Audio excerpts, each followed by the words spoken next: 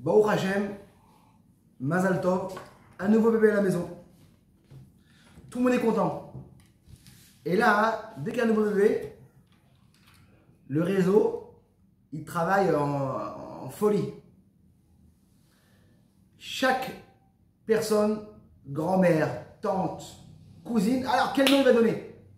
On va parler de la paracha de Balak. Et le Rézal nous dit comme ça: personne n'a le droit de se mêler de quel nom donner à l'enfant. Parce que le Rézal te dit, c'est comme les parents reçoivent comme une responsabilité. Ils reçoivent un message d'Hachem d'appeler le nom. Et pour ça, c'est comme une voix. Et pour ça que personne n'a le droit de se mêler. Tu peux appeler tous les noms que tu veux. Qu'est-ce que tu veux? Mais il y a une chose que tu n'as pas à faire. N'appelle pas ton enfant un nom d'Aracha. Toi, tu vas appeler qu'est-ce que tu veux. Parce que quand tu appelles un enfant avec un nom d'Aracha, le nom, ça fait la personne. Et chacun se demande, mais c'est pas possible. Cette semaine, on ouvre la paracha. Et qu'est-ce que la paracha nous raconte? Paracha de Balak. On voit un petit peu l'histoire de la paracha de Balak. Et on retrouve qu'en vérité, Balak, c'était un vrai voyou. C'était, comme tu veux dire, l'Iran d'aujourd'hui. Il a voulu envoyer une bombe atomique sur les Bnei Israël. Comment c'est possible qu'on appelle toute une paracha sur le nom d'Aracha? On aurait pu appeler la paracha le premier mot de la Torah, Vaïra. Pourquoi on a dû partir au deuxième mot? Et le deuxième mot, c'est Aracha. C'est une paracha qui est magnifique, qu'elle a beaucoup de sujets. Il y a ce sujet que chacun raconte. Il y avait une fois une personne qui avait une Gemara qui avait reçu de l'héritage. Et il ne la retrouve plus. Ah là là, c'est pas possible qu'il ait une Gemara qui pour lui c'était. Et il met les pancartes partout et tout. Et un jour, il est à la synagogue le Rav, en train de ça, et tout à coup il y a un âne qui arrive. Et qu'est-ce qu'il voit dans l'âne? Dans la bouche de l'âne, il voit une Gemara. Et l'âne il arrive comme ça. Ah, pas possible! Quel miracle! Un âne m'a rendu ma Gemara. Je l'ai perdu. Et tout à coup l'âne dit, c'est pas possible, c'est pas un miracle. J'ai vu qu'il y avait écrit ton nom à l'intérieur. C'est pas un miracle, il y a écrit non. Ok, mes amis, on n'est pas dans un club de blagues. On est vraiment dans un Sefer Retzini. On est un livre qui est très très sérieux. Et quand on voit un petit peu la paracha, ça nous a l'air beaucoup de blagues quand même. L'histoire qu'on commence avec Balak, il se lève le matin très tôt. Comme on dit Rashi, pourquoi il s'est levé tôt? Parce qu'il a voulu même faire plus tôt qu'Abraham Avinu, lui-même. Et chacun se demande la question, c'est quoi ce film que la Torah nous raconte? Qu'il est en train de marcher avec pas son âne, c'est la femelle de l'âne. Et quand il marche, l'âne, elle lui fait gratter le pied sur le mur. Et là, il s'énerve. Et qu'est-ce que la Torah te dit? Tout à coup, qu'est-ce qu'il voit en face de lui? Un malach avec une épée. Et la Torah nous raconte comment l'âne il commence à parler. Pourquoi tu me frappes? Je t'ai toujours servi comme il faut. Pourquoi tu es comme ça? Non mais tout le monde, franchement, c'est une histoire qui est un petit peu... rocambolesque. Voilà. C'est quoi en vérité cette histoire? Pourquoi la Torah doit raconter ça? Qu'est-ce que moi je vais apprendre ce message? D'accord? Et pourquoi Hachem il a fait un tellement grand miracle? C'est que à la fin, Bilam il a vu le malach. Alors pourquoi Dieu a dû faire ce miracle que l'âne parle? C'est fini? Ok, très bien. L'âne il a vu le miracle, il a vu le truc, j'ai compris. Mais pourquoi il a dû avoir ce miracle incroyable que l'âne a dû parler, de lui dire à un truc, mais pourquoi tu me frappes tout le temps? J'étais toujours avec toi. Pourquoi? Il faut savoir une chose. Hein. La Torah te dit, Dieu ne fait pas des miracles pour rien. Chaque miracle dans le monde, il est exactement. Et là, c'est la question qui se demande, pourquoi il y a ce miracle-là? Il y a des gens qui ont le minhag de faire le Pirkei Avot de Chodesh Nissan jusqu'à Rosh Hashanah. Il y en a qui le font, il y en a qui le font jusqu'à Shavuot, mais il y a des chassidim qui font de Rosh Hashanah. Et si on voit le Perek Chamishi, elle dit comme ça: Asarat Varim Nivru Be'erev Shabbat, Be'men Hashmashot. 10 choses, on a fait, Bet Hashmashot, c'est entre Shabbat et avant le Shabbat, vraiment une petite demi-heure. Piaber, d'accord, la bouche du puits. Piaretz, la bouche de la terre. Au pi aton, et la bouche de l'ânesse. D'accord. C'est qu'à la fin, vraiment avant que, tu sais, dernière minute avant que Hachem y rentre pour Shabbat, il dit: je vais faire 10 choses. Et une des 10 choses, c'est quoi? C'est la bouche de la quoi? De l'ânesse. De l'ânesse. Et quand on va voir dans ces parachiotes, on est 3 parachiotes qu'on parle tous de la bouche. La première paracha, c'est la bouche de la terre, avec Korach. Quand Korach était contre le Ham Israël, contre Moshe Rabbeinu, la terre s'est ouverte et il a tout mangé. Après, on a la paracha qu'on a parlé de Myriam, la bouche de l'eau. Et après, on a le quoi? Le piaton, la bouche de l'âne. C'est que, en vérité, nous, on veut comprendre qu'est-ce qui se passe l'histoire maintenant ici. C'est que cette histoire qu'on parle de comment il est parti avec la NES et elle a parlé, pourquoi Dieu a dû faire ce miracle-là? J'ai compris que le malach, c'est lui qui l'a. Parce que le Midrash, le Rachid dit, c'est que quand maintenant il a frotté, avant qu'elle parle, qu'est-ce qu'il a vu Bilal? Il a vu le malach. Alors pourquoi Dieu a dû faire ce miracle? Et en plus, la Torah, c'est pas un livre de film. Hein. Ça a l'air plus qu'un film, une ânesse qui commence à parler. Et c'est quoi ce message en vérité? Alors, pour comprendre en vérité, c'est quoi ce nom de Balak? On a voulu comprendre, c'est un nom de rachat, Gamo. C'est une personne qui a voulu distraire le Ham Israël. On ne donne pas un nom, même à un enfant, un petit enfant juif, une personne qui n'est pas religieux, on ne donne pas. Alors, la Chassidut, elle explique en vérité pourquoi on appelle sa paracha Balak. C'est pas pour les mauvaises choses, c'est pour les bonnes choses. C'est quoi les bonnes choses? Parce que on sait que dans la nourriture, il y a la nourriture qui est sucrée, d'accord? Et il y a la nourriture qui est salée et piquant, d'accord? Mais non, si demain tu vas dans un restaurant de luxe, ça s'appelle piquanti. C'est-à-dire que la personne, il sait de mettre exactement pas trop de piquant et un petit peu de sucre. Et là tu dis, c'est pas possible, mais c'est trop bon ça. Ça veut dire que c'est quoi la force de truc? C'est ce mélange du piquant et du sucré. C'est que quand tu mets trop de piquant, c'est facile. Non, mais tout le monde piquant, mec, quand tu mets trop salé, que sucré, mais non, une personne ne peut pas vivre seulement du sucré. Comme on a vu la semaine dernière, c'est que quand ils sont arrivés pour boire l'eau, la Torah te dit l'eau, elle était amère. Dieu l'a fait un miracle. Pourquoi elle était amère? Parce que les gens, ils ont un plus grand plaisir quand la vie est dure et après tu remontes. Et là, en vérité, tu dis un truc incroyable. Au début, c'est vrai qu'il est venu maudire, mais qu'est-ce qui se passe après? Il nous a bénis. Il n'y a pas plus grand de brachot qui vient après une maudissation. S'il est venu pour nous maudire, et les brachot, c'est les plus belles brachot qu'il peut avoir. C'est en vérité, c'est un repas piquanti.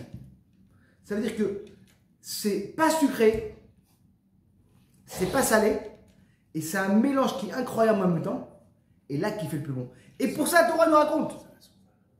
Il est venu pour nous maudire, mais il a des brachot. C'est les plus belles brachot qu'il peut avoir. Le plus beau repas qu'il peut avoir, c'est quand c'est quand ton ennemi à toi, il vient te bénir, on va dire. Et quand Shlomo Amelech, il nous dit comme ça, Shlomo Amelech, il dit, que c'est la personne, Veraïti sheshitaron lechokma minesakut mitaron aor mitachosher. Il dit qu'il y a une grande chose dès qu'il y a l'obscurité. Et tu mets une petite lumière, tu la vois énorme la lumière. Donc il faut souffrir pour être beau, quoi. C'est quoi le plus rouge de Shlomo Amelech? C'est que quand tu mets une lumière quand il y a de l'obscurité, la lumière est encore plus grande. C'est sûr. Mais le Baal Shem Tov, il est différent. C'est quoi en vérité? C'est que quand tu prends l'obscurité même, et tu le rends bien, il n'y a pas plus grand que ça. Et pour ça, maintenant, on te dit la Torah, les autres Balak. Parce que qu'est-ce qu'il a fait Balak? Il a pris les clalotes, le mot de direction, il a changé ça en brachot. C'est pas qu'il a Il a rajouté, voulu faire ça. mais c'est qu'est-ce qui s'est passé? Ouais. C'est qu'il n'y a Non, pas. mais il a un sroute pour ça. Non, c'est il Hachem qui lui a changé il la a fait. parole et qui l'a prévenu avant. C'est que il a ce message de changement. C'est que les brachot qu'il a donné à la fin, ils sont beaucoup plus belles que si un autre mec il leur donnait. Un mec qui t'aime bien. Il n'y a pas plus beau qu'un mec qui vient ton ennemi, plus grand ennemi, il vient te donner brachot. Et on voit ça. Bennett, il nous a bénis. C'est qui le petit-fils? C'est béni lapide. Là. C'est qui le petit-fils de Balak? C'est Ruth Amoavia. Ruth Amoavia, David Ameller. c'est que David Ameller, il avait la plus grande haine, mais de lui il sort en vérité ma chère. Il y avait une fois une personne que ses parents l'ont appelé Nimrod. Le mec à part religieux. Le roi. Quoi? C'est vrai, moi. Nimrod, mais truc qu'il savait pas, tu vois. Et le mec un jour il a fait tu vois. Il va voir le rave, il dit qu'est-ce que je fais? Je change mon nom. Il dit non. Il rajoute un nom, mais garde ton nom Nimrod. Bah, c'est pas un nom. Il fait oui. Parce qu'avant, tu étais le Nimrod du Yetzirah, parce que c'était un voyou complètement. Et là, tu vas être le Nimrod de la Gdusha. C'est que c'est un prénom hyper donné en Israël, Nimrod. Et c'est qu'en vérité, Avec quel Catine, ça peut Nimrod. C'est des ouf. Moi aussi, j'en connais plein des. c'est que en vérité, tu as posé une très bonne question. Chacun, on passe des moments durs. Ça peut être dans Shalom Bayit, ça peut être dans la Parnassa, avec les enfants, on a tous. Et des fois, quand une personne il a un mashber, il a un problème, la chose qui peut lui arriver, c'est le dikaron, c'est triste. D'accord? Qu'est-ce que tu apprends en vérité, la paracha? Tu prends le problème et tu le transformes. Comme il y a un problème en Israël, il dit la sauce minimum de prendre le citron et de faire les modana. On dit la citronnelle. C'est-à-dire, le citron il est amer. Mais tu prends ton citron qui est amer, tu le changes avec un petit peu de sucre et là c'est un délice. Une personne qui a eu dans son business, il n'a pas réussi. D'accord? Gros problème et tout. Mais non, il y a des gens qui dès qu'ils ont eu problème d'immobilier, ils ont un problème d'argent, c'est fini. Mais il y a des gens, d'autres personnes, dès qu'ils ont un problème d'argent, qu'est-ce qu'ils font? Ils vont trouver un nouveau business et grâce au nouveau business, ils vont cartonner. Ça veut dire que quoi? Que leur problème, il leur a ramené des bonnes choses. Il y avait une fois un juif de la ville Elad. Il s'appelait Yitzhak Cohen Nir Elad. C'est un juif d'Elad. Et lui, il a fait un livre magnifique sur le Beth Amikdash. Et c'était un des premiers qui a écrit sur tous les médailles. Cette personne-là, malheureusement, un jour, il tombait par terre et il a un problème dans le cerveau. Et il a tout oublié. Vraiment, même comment parler, rien. Il a tout recommencé à apprendre. Et comme il a dit, j'ai tout oublié, je veux prendre un sujet dans ma vie et je vais mettre jusqu'au bout. Et c'est quoi le sujet? Du Beth Amikdash. Ça veut dire que d'un côté, Il aurait pu se dire, écoute-moi, c'est fini, j'ai tout galéré, je suis dans la galère, j'ai rien de moi, malheureusement, j'avais mon travail, c'était un avocat. Non. J'ai tout oublié. Je vais prendre un sujet, et grâce à lui, il a écrit un livre magnifique sur le Beth Amikdash. C'est-à-dire qu'il a transformé les clalotes et l'a transformé en bénédiction. Et là, en vérité, il faut comprendre, est-ce que l'histoire qu'on a lue dans la Torah avec la messe de Bilam qui s'arrête, comme on raconte qu'avec Bilam, il est sorti de la maison tôt pour maudire, est-ce que c'est une vraie histoire ou c'est un machin? D'accord? C'est possible qu'en vérité, c'est qu'il y a un livre qui raconte. À la base, qu'est-ce qu'on s'en tape qu'il est sorti avec la NES? À la base, c'est pas logique qu'il nous raconte ça, la Torah. Si, Elle est sortie avec la NES. Un mec comme Bilam, on te dit la NES. La Torah nous raconte ça, c'est que la Torah nous raconte ça. Il y a un pirouge qui fait comme ça. La Torah, elle fait une comparaison entre Avraham Avinu et Bilam. Ouais. Elle dit qu'Avraham Avinu, c'est le veto. Avraham Avinu, c'est le premier à détruire l'idolâtrie. C'est le premier à croire en Hachem, etc. Il s'est levé tôt. Et on voit que Bilam aussi, il veut se lever, mais plus tôt. Il voulait en faire plus. Mais on voit qu'Avraham Avinu, il a pris la spiritualité et il est descendu dans le monde. L'autre, il a pris la matérialité et il s'est mis dedans. Pourquoi? On voit ça de Avraham Avinu, Rochev al-Chamor. T'as pas d'intérêt, tu n'as aucun intérêt sur un Chamor. Oui, mais tu n'as aucun intérêt à être sur un Chamor. Il y a le Rachag, l'autre, il dit comme ça. Il dit ce pirouche qu'en vérité, toute l'histoire en vérité, c'était pas une vraie histoire, c'était une histoire d'un rêve qu'on raconte sur Bilam. Parce que Bilam, il avait très très peur de partir, et tellement qu'il a eu peur, qu'il a rêvé toute l'histoire, avec l'histoire d'Akol Boro, avec le Malach.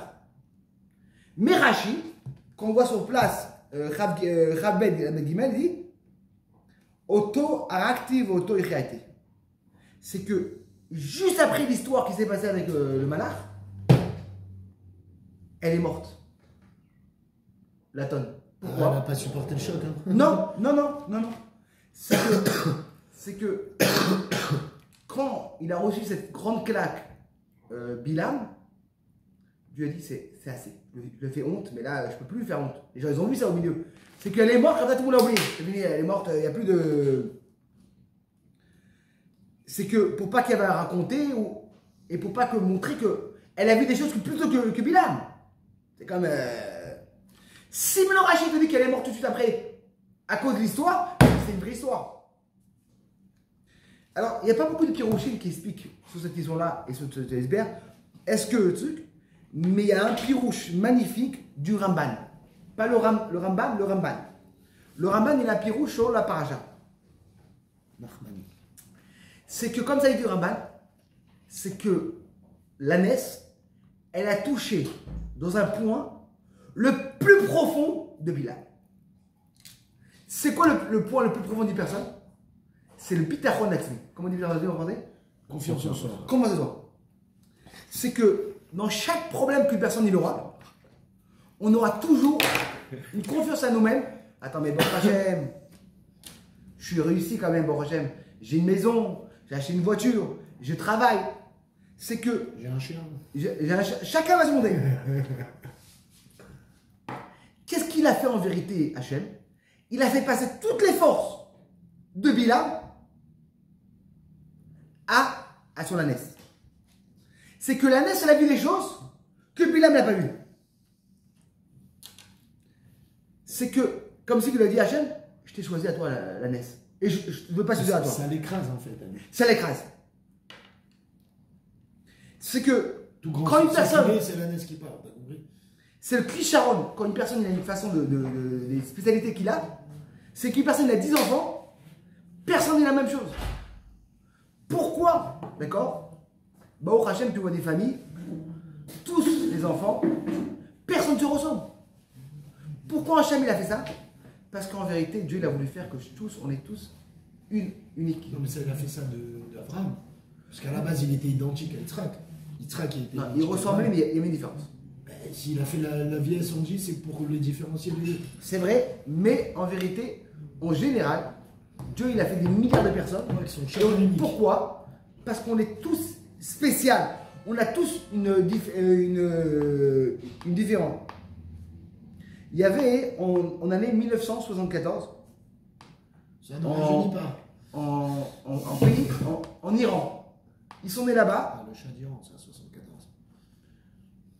Un bébé avec 2 têtes et 2 corps. Collé. La tête est collée. Et ils ont grandi. Et le problème, c'est que chacun voulait faire des choses différentes. Une, elle voulait être avocat. Et une, elle voulait être journaliste. Khalavi, non, je veux Bassari. Et à la fin, ils sont partis. Je pense que c'était en... Ce qu'on sait, c'est qu'ils sont partis ensemble. Ils sont partis dans un pays pour faire une opération pour se séparer. Parce qu'ils ne pouvaient plus, c'était pas possible. Elle voulait être avocat, le truc. Mais c'était toujours collé. Et ils sont partis faire l'opération. 1 heure après l'opération, elle est niftaire. Ils sont morts. C'est la base. Maintenant, quand tu vois l'histoire, tu ne peux pas dire qu'ils ont été dans des classes différentes. Tu ne peux pas dire qu'ils étaient des amis différents. Ils ont été toujours ensemble. Ils ont le même parent. Ils ont vécu ensemble parce qu'ils étaient toujours collés. Et quand même, chacun voulait différemment. Parce qu'en vérité, on a tous une autre façon. On a tous des paramètres personnels. Et pourquoi Hachem nous a fait ça? Pour qu'en vérité, on est tous spéciaux. Et là, en vérité, c'est qu'est-ce qu'il a enlevé la Torah nous dit. Qu'est-ce qu'Hachem il a fait? Il a fait que la naisse, elle va parler pour le montrer, pour le bloquer en vérité, on vient à lui, que lui, il était encore plus fort. On va finir avec l'histoire de Moshe Rabbeinu, qu'on voit qu'en vérité, Moshe Rabbeinu, c'était en vérité le Hanav de tout le monde. Ça veut pas dire qu'en vérité, c'était moins fort que tout le monde. Il savait que même si une autre personne était mieux que lui. Il y a un proverbe qui dit comme ça. Quand une personne a une petite réussite à lui-même, quand une personne a une petite réussite, il dit, c'est sûr que c'est moi. Mais quand une personne a une très grande réussite, il est sûr que c'est Hachem qui l'a aidé. Et là, on voit en vérité, d'Afka chez Moshe Rabbeinu, cette force de Anavut. Pour finir, alors en vérité, on voit ce message de cette paracha. Pourquoi elle s'appelle en vérité la paracha de Balak? Pour nous apprendre que c'est vrai qu'il était un rachat. C'est vrai qu'il a voulu me dire, mais il n'y a pas plus beau que ces brachot qu'il a dit. Et d'apprendre de chaque chose qu'on est dans chaque moment. De savoir, quand il y a un mashber, quand il y a un problème, de transformer le problème et le transformer en une bonne chose. Shabbat shalom et psorot tov.